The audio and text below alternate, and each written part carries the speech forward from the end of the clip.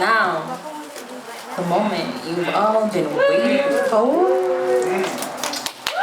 It is time. It is time. Yes. Feel that energy. Okay. It is time that we talk about the water we swim in. Let me read y'all the synopsis. No, never mind. Actually, the back of the book cover doesn't have the synopsis because we chose to use the forward excerpt instead.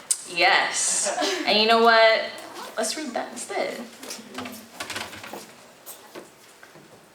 Even though Jason is right here. I'm gonna read Jason's quote, even though he's right here. Okay. This is weird.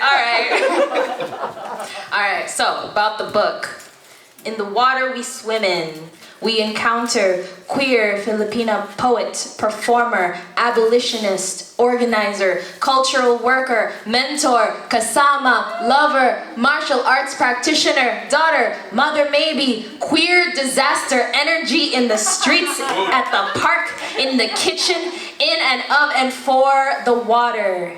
In this book, the water that we swim in is not solely the troublesome waters of white supremacy, colonialism, and or racial capitalism. These poems teach us to river our ways back to each other. These poems remind us that we are a river, a rush, a dream.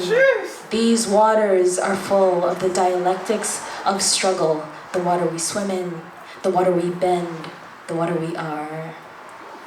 That is the book, everybody.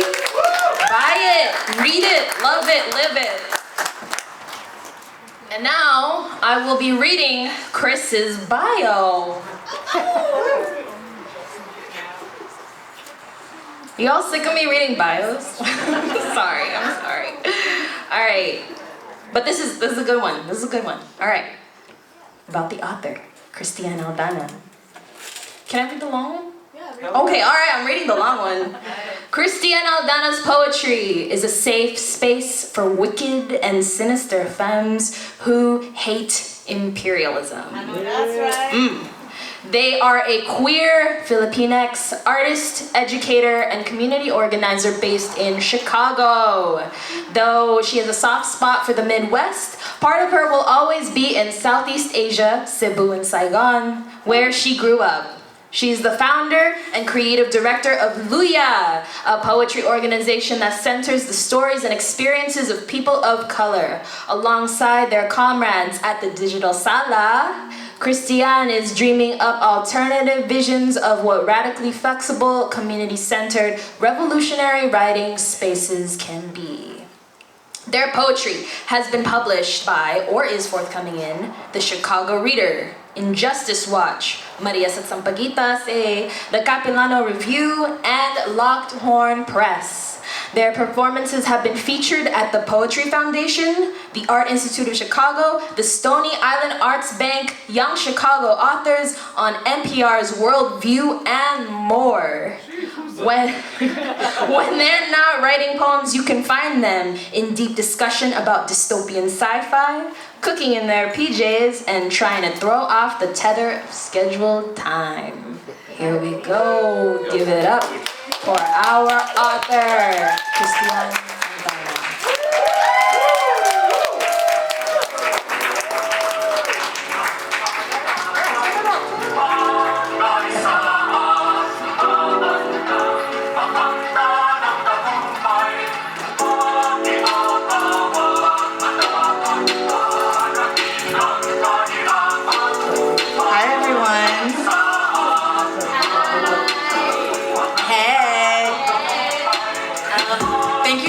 For coming to my book launch. This is the first in-person book launch of Sampaguita Press. Wow. Yeah, wow. I'm going to cry a lot during this set. I'm just gonna tell you now.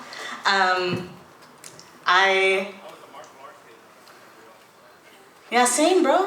Anyway, when I was like 21, 22, I did this goal writing thing at work. And they were like, do your professional goals, now do some life goals. And I was like, by the time I'm 30, I'm gonna have a book published. At the time, I was like, it's gonna be a sci-fi fantasy young adult novel. I didn't know it would be a book of poems, but honestly, I've been writing angst-filled shit since I was like in middle school, so this really is not a surprise. I'm gonna read a bunch of poems from this book. You can buy it, like in the back, or if you're not sure, you can also buy it online. I know we already did a content warning, but I'm gonna read the author's note content warning from here. Dear reader, this collection of poems deals with themes of grief, police brutality, racism, and assault. There are poems in this book about sex, about gender and gender roles, about queerness, about family. These poems delve into our shared history as a Filipino diaspora, so these poems address colonization, imperialism, militarism, war, migration, labor pipelines, Catholicism, the pandemic. These poems are also full of hope, joy, and radical imagination. I'm so honored that you are reading this work, and I invite you to pause, to skip poems, to read in whatever order you need to in order to care for yourself. So I'm going to start with this poem. I was like, I'm not going to read the poems in the order they are in the book, which also means that I have to spend time flipping through the book to find the fucking poem. But the story behind this poem is, it was written during the uprisings in 2020? God, I don't even remember. Time in the pandemic is so weird. But it was really difficult to write about what was happening in that time, in Chicago specifically. And I wrote this poem thinking about what is it that we are fighting for? What do I want the world to look like in 2032 or however many years into the future? So this is called 2032. All my friends can't hang anymore, can't keep their eyes open past 10 p.m. We wake up in time to catch the tail end of the sunrise. We are all morning people now. We stopped sleeping with one eye open. Of course, the kids don't even say hang anymore. They have new incantations to enchant their joy. Their lexicon is a set of unknown spells. And it's so magical to be outdated and alive. All my friends write sweet poems now, lollipop stanzas. They pull sugar through all the syllables, a rush of gratitude in their smiles. How lucky we are with our front yards and our gardens teeming with children and summer fruits. How opulent to know peace and to never have to ask if everyone made it home safe.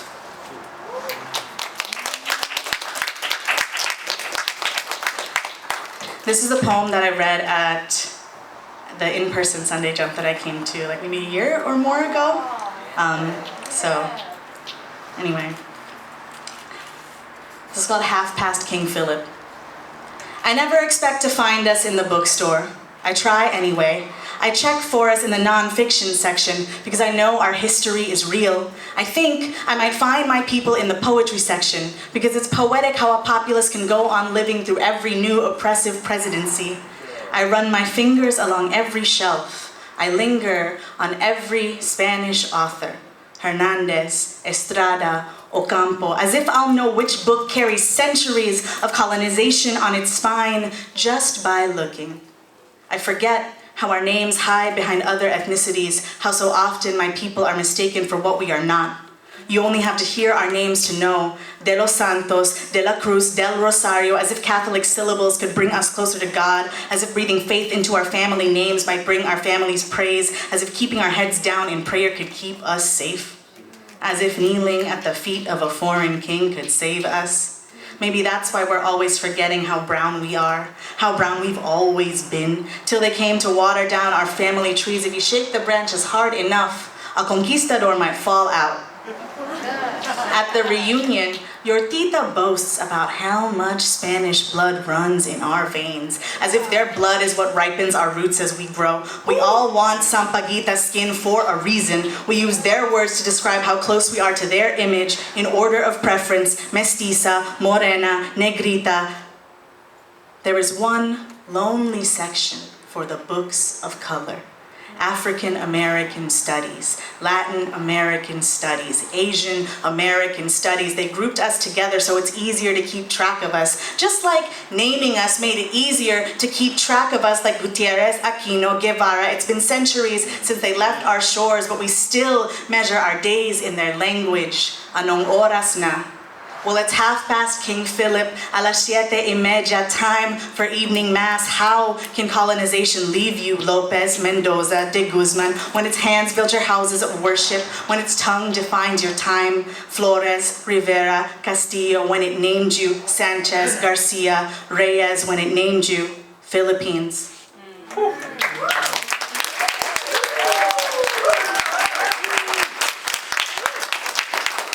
This poem is for and dedicated to my Filipino martial arts family after all of the teachings of our wonderful teacher, Crystal Dino.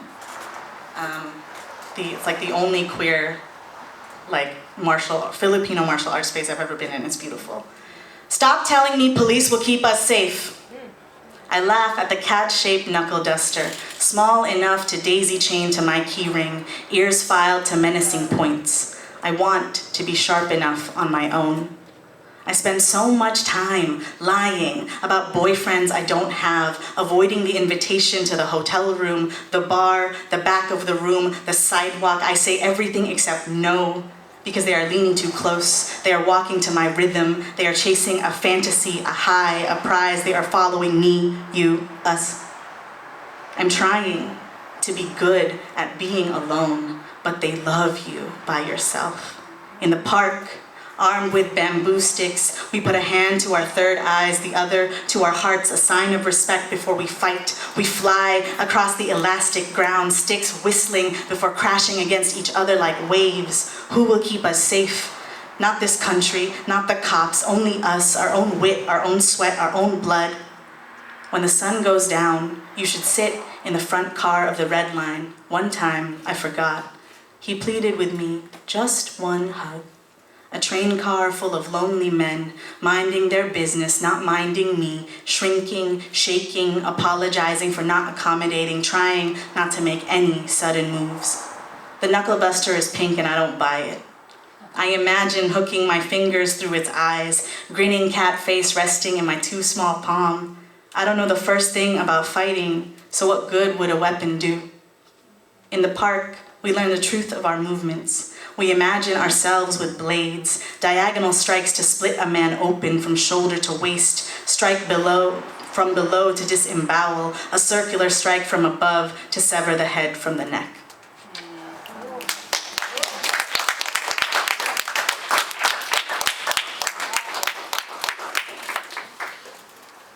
I'll read a gay poem. It's called She, They.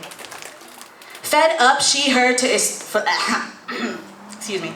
Fed up, she, her to enrage she, they pipeline. Because it's inevitable, because it's a meme, which is to say that this whole poem is a morsel of something so much bigger than itself, it can't be digested without sacrifice. Which is to say, take a shot every time a poet says which is to say in a poem and pour one out for, you know we all fucking do it, and pour one out for every loved one you now talk about in the past tense. She, they, because grief gives shape to my body like nothing else, solders me into a recognizable outline for all my they, she, and her, them, all my unfinished, which is to say that poets are so good at transfiguration that a poem that begins with an internet joke turns into something else entirely, like the girl that lives in my clenched jaw and the grooves in my palms is spiraling beyond comprehension. Because it's inescapable, because it's a one-liner. My pronouns are constantly repressing rage. She, her, clinging to sharp edges. My pronouns are irreparably expansive. They, holding hands in the botanic gardens. They, running towards the lake in the winter so she'll remember the biting clarity of aliveness in her lungs. They, crying on the red line, swaddled in her warmest coat. She, here, against all burdens. They, when all the skin is shed. Which is to say, this is an offering to a future me. I'm no longer waiting for permission.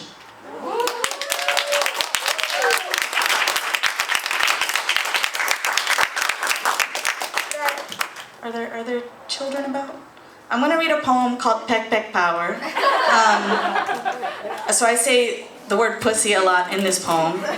If you might not like that, this might be a good time to go get some food. Anyway, so this is one of the few poems in this book that wasn't written after 2020. I wrote this specifically to try to win a poetry slam, and unfortunately I came second, but here's the poem. My pussy tastes like calamansi juice.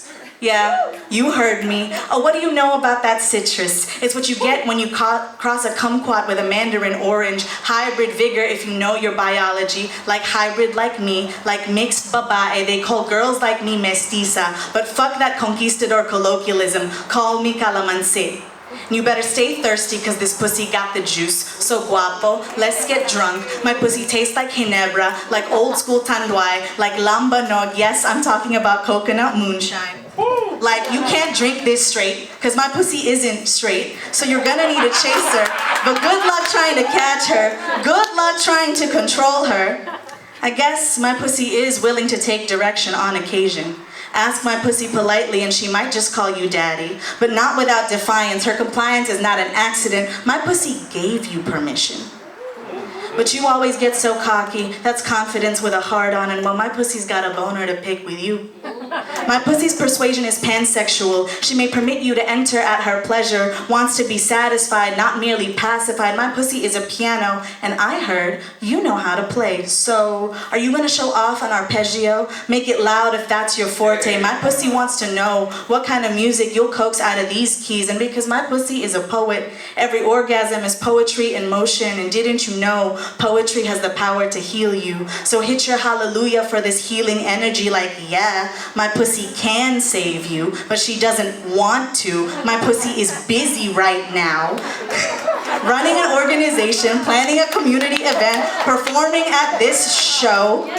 My pussy does not have time to recycle all of your pain unless you plan to fight for her from City Hall all the way to Capitol Hill. My pussy is a Filipino resistance movement. My pussy is kilusan ng paglaban sa Pilipinas. Nieves Fernandez guerrilla warfare learned how to improvise its own weapons. My pussy is a weapon that they're always trying to legislate, but you should capitulate, not dominate, and you should genuflect for this genital flex because my pussy has no patience for a partisan pity party. My pussy is Princess Urduja of Pangasinan. My pussy is legendary. My pussy is mythical, magical, mystical, pussy magnetic, magnificent, magnanimous. My pussy doesn't punish. My pussy pardons. My pussy is personification of power. Watch The Crown. My pussy is coming for it. She's ready for the throne, babe. She's running for it. If you see the king, tell him to bow down, because my pussy's here to be the king, and she doesn't fuck around.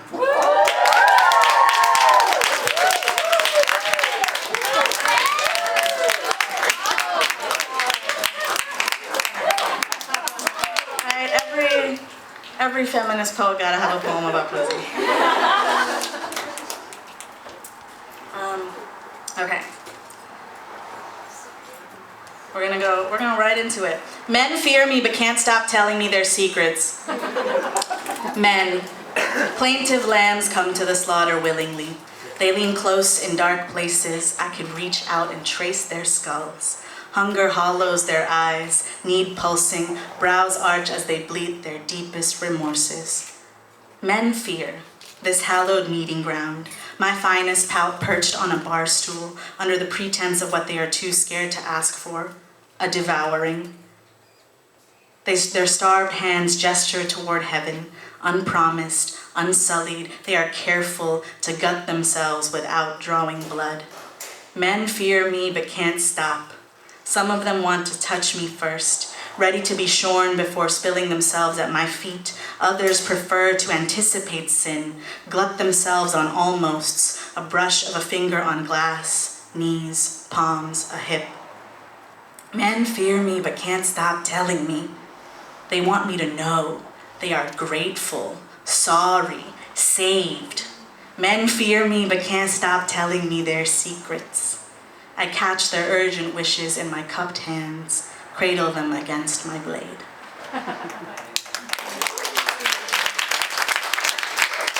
I'm gonna read the poem that is after Maria, because Maria is here. So Maria already told you the myth about Mayari. So this poem is called Mayari Begins the Solar Eclipse. What is truth when refracted through the eyes of a victor? They tell of the hard-headed girl who fought the god of war and survived because of his mercy. At least they cast me as a fighter. This much is true. But what if I told you of the blood spilled, the river I made in the sun, how the terror flooded his bright eyes before he cut out mine? A cheap shot from a man who stared into the twin depths of all the world's water and knew he would drown. What is gentle about a light so violently dimmed? What is truth? I deal in shadows. I tongue darkness into being. My one-eyed whisper calls forth the night. I turn my 8 phases to the universe. My cycles reign over tides and time. If victory is worship, then see how they wait for my fullness to fill the sky, how they howl for me.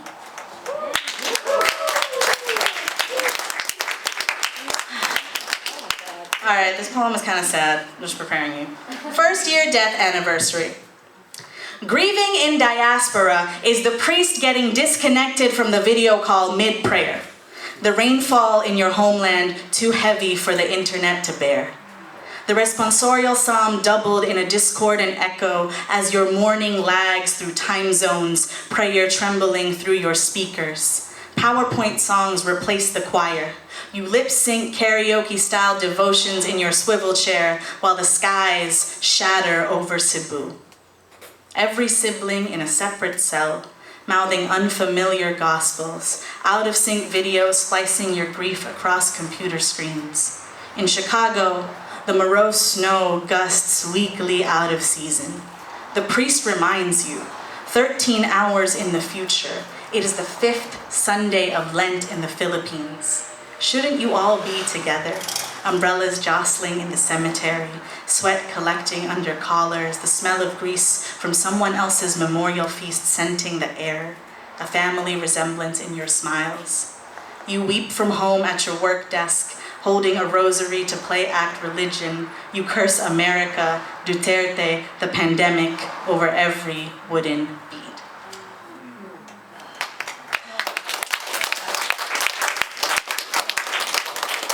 My Lola passed a couple of years ago, and yeah, that was my, I can't believe I am on fucking Zoom trying to mourn this woman by myself.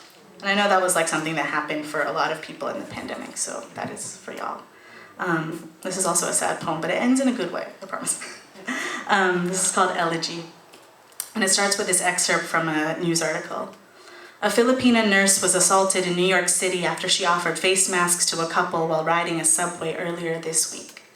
Nurse and cultural artist Potri Rancamanes sustained bruises in different parts of her body and had to be brought to an emergency room following the incident last August 10th.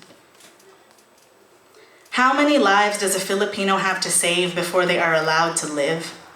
How many times have I said, I'm so sorry for your loss in the past 9 months? How many people have been so sorry for my loss in the past 9 months? In Filipino, there are 2 words for we, tayo and kami.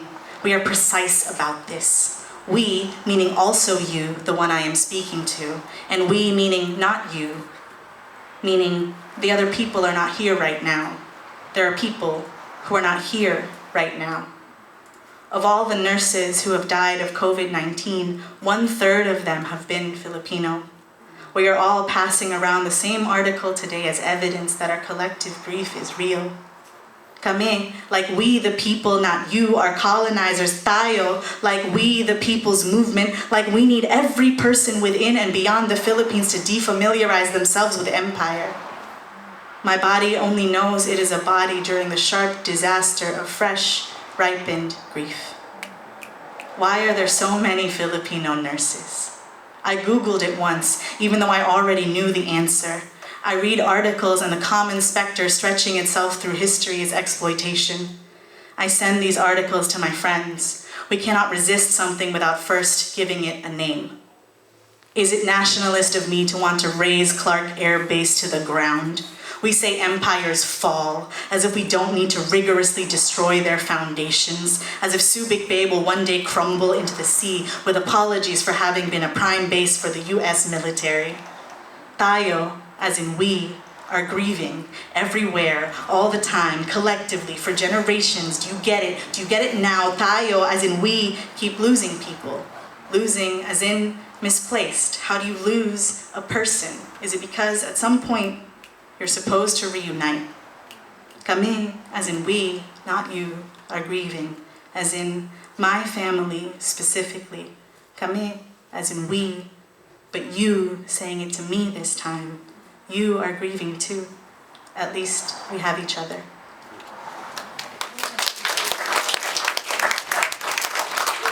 We are so behind time. Like we were naive to be like, Filipino event, it starts at 4.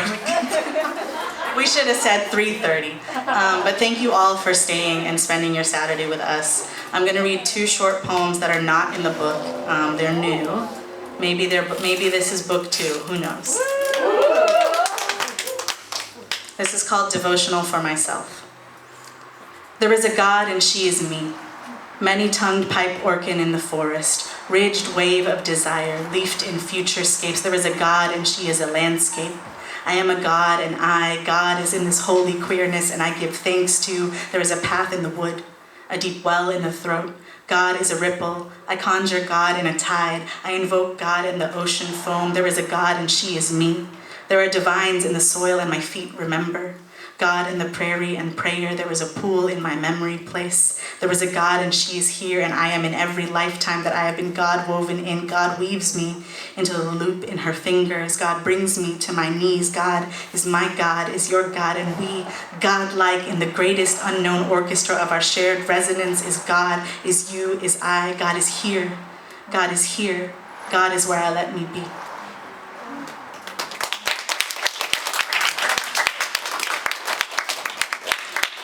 I'm going to end with this poem. This is my last poem.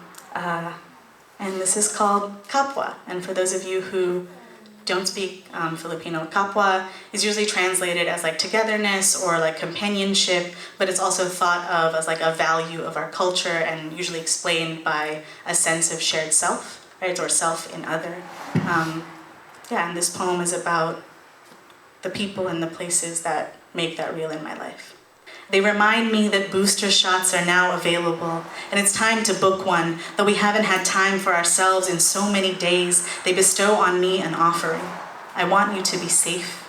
Another tells me of the small bird that has become something of a coworker. Yes, a real bird, plumage so beautiful it feels almost rude, hopping and gently pecking at their keyboard, a new rhythm to soothe their thankless labor.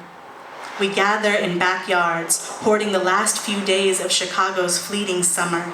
They feed me with rice, jokes, skewers dripping sweet and sour, ice cream churned by their hands. They fan the smoke from our tiny charcoal grill and grin up at me. They send me voice notes from another coastline, soft murmurs for now, instead of the embrace we so desperately need. I melt into my headphones at how, after a day of being the refusal in a defective system, they still want to hear about my day. On my best days, I am the shape that they leave me in, something full of hope for tomorrows that we may not see, but fight for anyway. They sit with me in the cafe, whether I need to speak or not. A warm body to remind me in any season of what love looks like in public, in private, in the scattered moments that we reclaim from our rigid schedules. On my worst days, I have to believe I can be bigger than the things that have harmed me.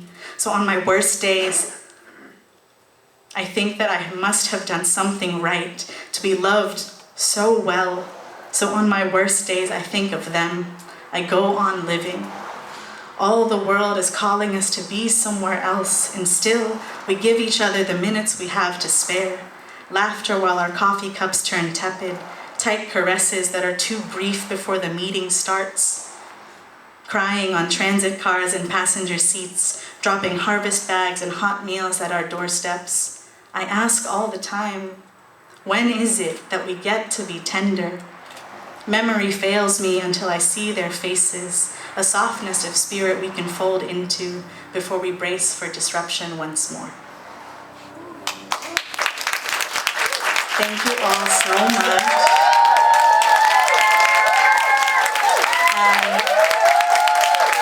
Thank you.